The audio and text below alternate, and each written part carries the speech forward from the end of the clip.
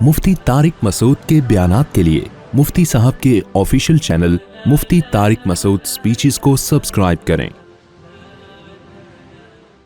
یا ایھا الذین آمنوا اذکروا اللہ ذکرا کثیرا، اے ایمان والو اللہ کا ذکر کرو خوب کثرت سے۔ آپ نے پچھلے رکوع میں پڑھا ہے کہ اللہ نے نیک اعمال کرنے والوں میں جن نیکیوں کا اللہ نے تذکرہ کیا ان میں کثرت سے ذکر بھی ہے، اور ذکر اللہ کی کثرت حقیقت میں آپ کے دل میں اللہ کی محبت پیدا کرتی ہے، اور جب محبت ہوگی تو شریعت کے سارے احکام پر عمل کرنا آسان ہوگا۔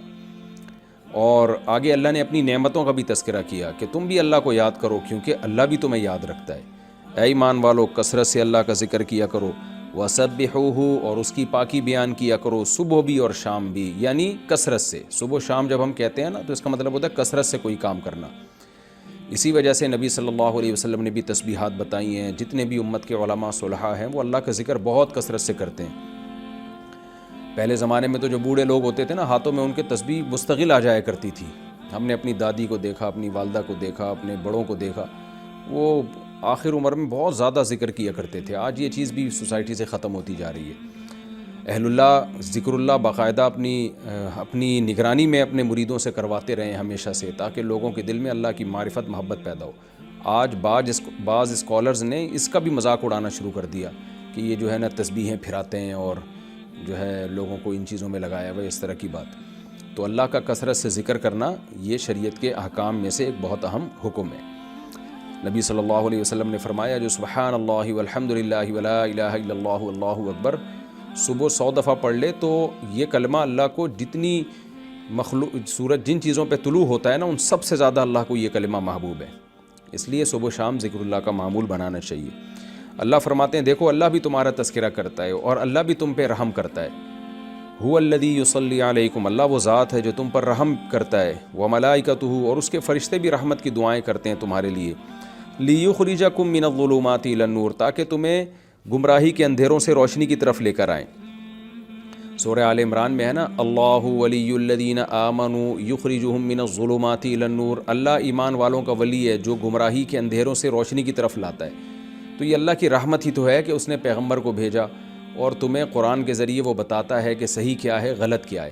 تو اللہ تم پہ رحم بھی کرتا ہے اور فرشتوں کو بھی اللہ نے اس کام پہ لگا دیا کہ تمہارے لیے رحم کی دعائیں کریں، اور پھر ساتھ ساتھ اللہ رحم کی ایک بڑی صورت یہ ہے کہ تمہیں بتاتا ہے کہ صحیح کیا ہے غلط کیا ہے، گمراہی کے اندھیروں سے نکال کے ہدایت کے روشنیوں کی طرف لے کر آتا ہے۔ وَكَانَ بِالْمُؤْمِنِينَ رَحِيمًا، اور ایمان والوں پر اللہ بہت رحم کرنے والا ہے، اس کی رحمت آخرت میں بھی ہے اور دنیا میں بھی ہے۔ دنیا کی رحمت تو اس نے بتا دی کہ تمہیں گمراہی سے نکال کے ہدایت کی روشنی کی طرف لاتا ہے۔ آخرت کی رحمت کیا ہے؟ تحیتہم یوم یلقونہ سلام، جس دن یہ لوگ اللہ سے ملاقات کریں گے تو ملاقات کا کلمہ سلام ہوگا، اللہ کی طرف سے ان پر سلامتی ہوگی، جیسے کہ سورہ یاسین میں ہے سلام قولا من رب الرحیم۔ وَأَعَدَّ لَهُمْ أَجْرًا كَرِيمًا، اور عمدہ رزق بھی اللہ نے ان کے لیے تیار کر کے رکھا ہے۔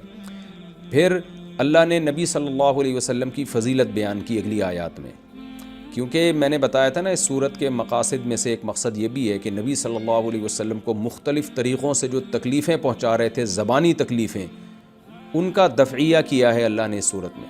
تو اللہ بتاتے ہیں کہ اے نبی ہم نے آپ کو اتنا اونچا مقام دیا ہے تو آپ ان لوگوں کی تکلیفوں کو اگنور کریں، نظر انداز کریں۔ جیسے ہوتا ہے نا آپ کو کوئی فضول شخص اٹھ کے آپ کے خلاف پروپیگنڈا شروع کر دے تو ہم کیا کہتے ہیں، بھائی آپ کا مقام تو اس سے بہت اونچا ہے، آپ کیوں ان لوگوں کو زیادہ ویلیو دے رہے ہو؟ تو یہی انداز اللہ نے اختیار کیا۔ یا ایھا النبی، اے نبی، انا ارسلناک، ہم نے آپ کو بھیجا ہے شاہدن، گواہ بنا کے۔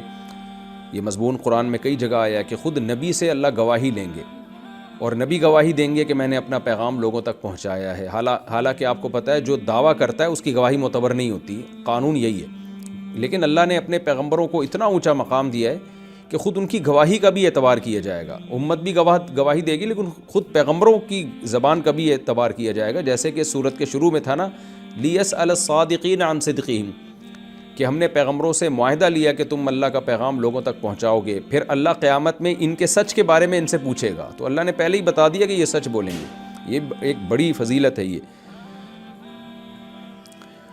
انا ارسلناک شاہدن و مبشرن، ہم نے آپ کو خوشخبری دینے والا بنایا، و نذیرا، اور ڈرانے والا بنایا، وداعیا الی اللہ، اور اللہ کی طرف دعوت دینے والا ہم نے آپ کو بنایا۔ دنیا میں اس سے زیادہ فضیلت کا کوئی کام ہو نہیں سکتا۔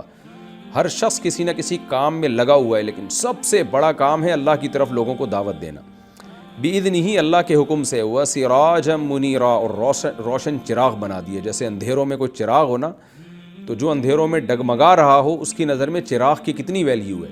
تو یہ دنیا بھی اندھیروں میں ہے، ان کو آپ دیکھیں ہومو سیکشولیٹی میں لگ گئے، زنا میں لگ گئے، ماں باپ کو اولڈ ہاؤس میں جمع کرانے میں لگ گئے، خودکشیوں میں لگ گئے، صحیح غلط کا پتہ ہی نہیں چل رہا کہ صحیح کیا ہے غلط کیا ہے، کس کی عبادت کرنی ہے، کوئی شرک میں لگ گیا، پتھروں کے بنائے ہوئے بتوں کو پوجنا شروع کر دیا کسی نے۔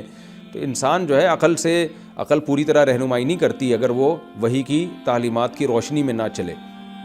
تو اللہ کہتے ہیں ہم نے روشن چراغ بنا دیا، تمہیں محمد صلی اللہ علیہ وسلم کے علاوہ کہیں سے بھی راستہ مل نہیں سکتا۔ تو اتنی بڑی فضیلت ہے اے نبی آپ کی، یہ اللہ بیان کر رہے ہیں یہاں پہ۔ وبشر المؤمنین، اور آپ مومنین کو بھی خوشخبری سنا دیں، بان لهم من اللہ فضلا کبیرا، کہ اللہ کی طرف سے ان کے لیے بہت بڑا فضل ہے۔ ولا تطع الکافرین والمنافقین، جب آپ کی اتنی فضیلت ہے تو آپ کافر اور منافقین کی باتیں نہ مانیں۔ کافر کی باتیں نہ ماننے کا مطلب تو واضح ہے کہ کافر آپ کو کہہ رہے کہ اسلام کی تبلیغ چھوڑ دیں، لیکن منافقین زبان سے نہیں کہتے تھے کہ آپ اسلام کی تبلیغ چھوڑ دیں، کیونکہ زبان سے تو وہ اپنے آپ کو یہی کہتے تھے ہم مسلمان ہیں۔ تو یہاں منافقین کی اطاعت نہ کرنے کا مطلب یہ ہے کہ آپ ان کی منشا کو فالو نہ کریں۔ منافقین چاہتے ہیں آپ کو تکلیفیں دیں تاکہ آپ اسی میں الجھ کے رہ جائیں اور دعوت اور تبلیغ کے کام کو چھوڑ دیں۔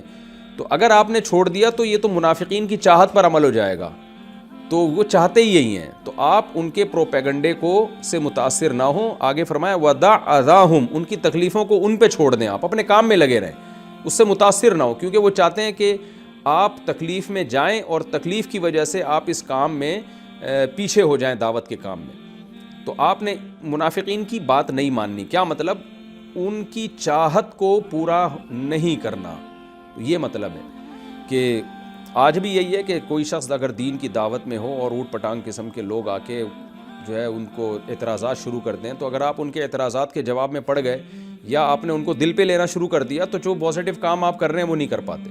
تو وہ چاہتے یہی ہیں کہ علماء یہ سارے کاموں کو چھوڑ کر بس ہمارے اعتراضات کے جوابات میں لگے رہیں اور ہماری باتوں سے ہی تکلیف لیتے رہیں۔ تو وہ جو چاہتے ہیں نا، تو اگر آپ نے تکلیف لینا شروع کر دی تو ان کی چاہت پر عمل ہو جائے گا۔ وہ یہی چاہتے ہیں کہ آپ کو اس سے تکلیف ہو۔ اس کی مثال ایسے جیسے کوئی شخص آپ کو تنگ کر رہا ہو، چھیڑ رہا ہو، اور آپ اس سے تنگ ہو رہے ہو، تو ہم کیا کہہ رہے ہیں، یار تم تو وہی کر رہے ہو جو یہ چاہتا ہے، تو تم تنگ ہونا چھوڑ دو تو یہ مایوس ہو جائے گا تم سے۔ وَتَوَکَّلْ عَلَى اللَّهِ، اور ایک اور طریقہ کہ اپنی دعوت پر جمے رہنے کا، وہی کیا ہے کہ اللہ پر توکل کریں۔ وَكَفَى بِاللَّهِ وَكِيلًا، اللہ بہترین کارساز ہے، وہ ان منافقین کے پروپیگنڈے کو پنپنے نہیں دے گا۔